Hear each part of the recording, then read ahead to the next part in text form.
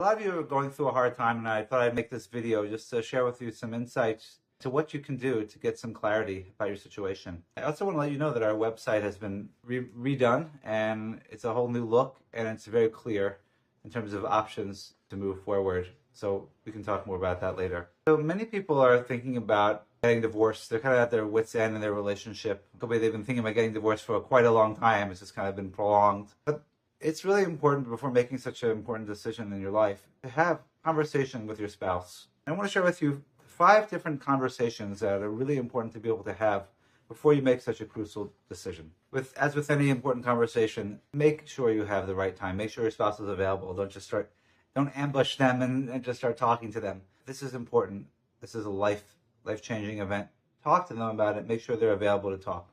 The first conversation that's worth having is exploring how do we get to this place where, thinking about when you first met and when you first started and how the relationship was wonderful and you fell in love, and now you're thinking about terminating it and changing your whole entire life.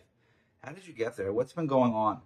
When did things start getting bad? What are some of the patterns that have been repeating throughout the relationship? Were you able to handle the conflict or the disconnect in a healthy way? Are there certain wounds that you never really addressed? It's not really about blaming each other and pointing fingers. It's more about just getting some clarity to understand what's going on, because you're likely to repeat the same dynamic with someone else. So it's important to know about that before you exit. Another question is, and I ask this to couples all the time, have we truly tried everything? A lot of couples come and say, like, well, nothing's really worked, or we did therapy but it didn't work. If someone had a life-threatening disease, God forbid, and they went to some doctor and they said you have a month to live, are you going to just accept their opinion and just okay, enjoy the last month?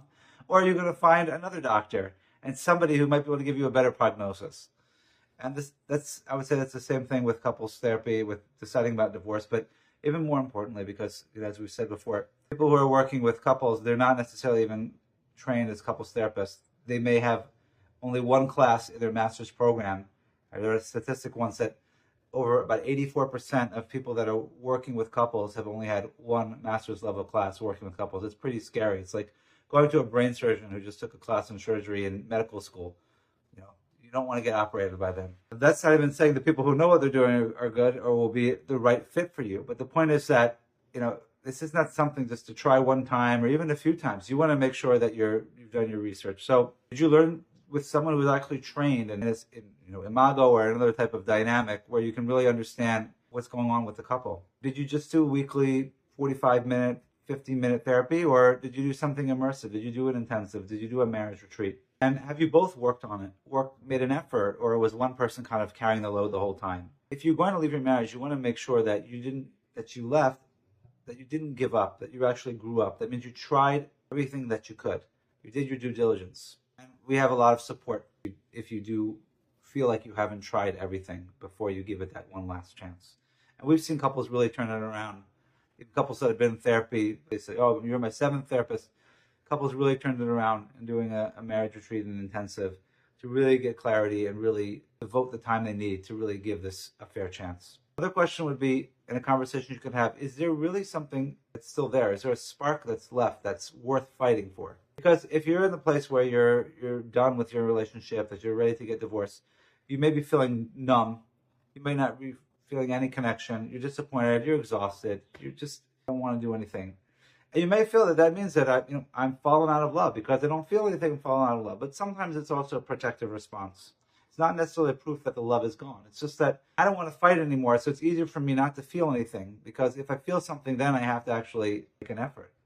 I still care about you. So if I feel like, oh, I'm numb, I don't feel anything, then it makes it a little bit easier for our conscious to deal with it. So ask yourselves, if I felt emotionally safe again, would I want to be close to you? Is that possible? Is there something that you still admire about your spouse underneath all of the hurt that you're experiencing? Have you had any joyful moments lately? Even something really small. Any moments of joy, any moments of connection. And if you really believed you could reconnect, would you want to? Is that really a goal in theory? If the answer is yes to any of those questions, you may want to rethink it. You don't need to be madly in love, especially at this stage in your relationship. It doesn't mean that you can't achieve great love, but if you have that pilot light there, that's still that little light, you can light from that light and you can heat it up and you can restore your relationship. Another thing that people are not really considering, and it's a worthwhile conversation to have with your spouse, is what is a divorce really going to look like? For people that are in pain, they're really focusing on the relief of pain. It's just like, it's going to be so much better. I'm not going to deal with this guy anymore. I'm not going to have to put up with their antics. I'm going to finally have peace. But that's not necessarily the case. As bad as it is in the relationship, at least you're still married, so there's a part of you that might be trying to, and part of your spouse that might be trying to be on their best behavior as best as they can, given the situation. But once there's a divorce, there's nothing besides common human decency that's really provoking them, to encouraging them to behave and to really be nice and to work together and to try to compromise. If you can't do it when you're married, what makes you think you're going to do it afterwards? Especially if you have children, you're going to be in each other's lives no matter what. You're always going to be in a relationship. So it's really important to learn how to work together before you make that choice. There's so many things to think about with a divorce besides the immediate relief. Because that freedom, actually, it gets a little bit old after a while. When you're all alone by yourself, after a while, it's not so exciting anymore. But let's think about it. Who moves out? You're just assuming that you're going to stay in the house, right? Well, your spouse might want to be in the house. So who's going to have to move out? What's going to happen with the kids? Who gets custody? Are you going to have a bitter custody dispute? It's going to cost you hundreds of thousands of dollars, perhaps, in court. I mean, let's even talk about the cost of divorce. You're talking about, for an uncontested divorce, it's probably $60,000, $60,000 to $100,000 for an uncontested divorce. And we're not even talking about all of the things that you're going to have to do, like pay for therapy for your kids, do mortgages, all these things. We're just talking about lawyers' fees and everything you need to do logistically. But what will happen with the kids? You have joint custody. What happens for holidays? How's that going to work? Who's going to have to pick them up from school? Can you deal with the fact that you might not be able to you're not going to be able to put your kids to bed at night, some nights of the week? Is that going to be okay for you? It's a horrible thing to have to deal with. And, not trying to scare you into guilt you into staying in a bad relationship. But the point is, have you thought about these things? Are you making a conscious choice? Because it is definitely not easy. And of course, the emotional impact on you, the emotional impact on the children, it's not going to be easy. And are you prepared for all the loneliness you're going to go through? The grief, the legal process. If it's not amicable, it could be a very bitter, it lasts a really long time. And as much as you want to be freed from your spouse, they're going to be in your life, and maybe even in an aggressive way, for potentially quite some time. So don't just leave because you're in pain. Make sure that you've thought everything through. Of course, to see if you actually given it your all to try to make it better. Another common conversation you can have with your spouse is, if we could start over, what could we do differently? And this is very surprising for a lot of couples, because it really encourages them to reimagine their marriage, to see what could have been different. So it's not about going back to the old and regretting what they did, but what would we have wanted to have done differently? So what boundaries would we have set sooner? How can we speak to each other differently during conflict? How would we prioritize our relationship and connection? And what help would we ask for early? Many couples realize that they have the ability to start over without ending the marriage. You can have a whole new relationship. You can say goodbye to the old marriage and hello to the new marriage.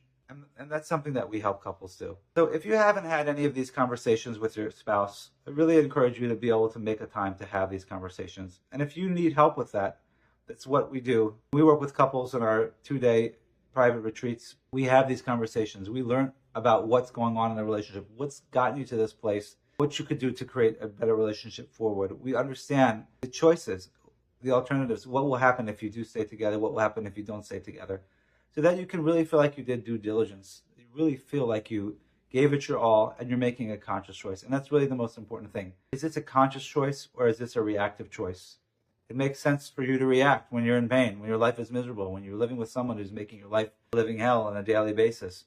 But realize that once you leave, it doesn't necessarily solve the problem, because part of the problem is the own baggage that you bring with you. And you want to make sure that if you're going to leave this relationship and enter another one, that you're also going to be healthy and better equipped for that new life. So happy to speak with you. You can be in touch with us if you have any questions, if you want to talk about your situation and get more clarity. As I said before, our website is designed to really streamline everything. So we really have 2 different ways of getting help. There's a self-study program where couples have really been able to turn things around, especially if your spouse is not necessarily on board. And then we have, something that is guided, a private intensive, where we work with you for 2 days and really hash it out and really get the clarity. And couples really are able to turn it around. because it gives them the skills, the tools, gives them the hope that they don't have for their relationship, and helps them see really tangible results. So I look forward to hearing from you, and I wish you all the best in your journey together, in your relationship journey.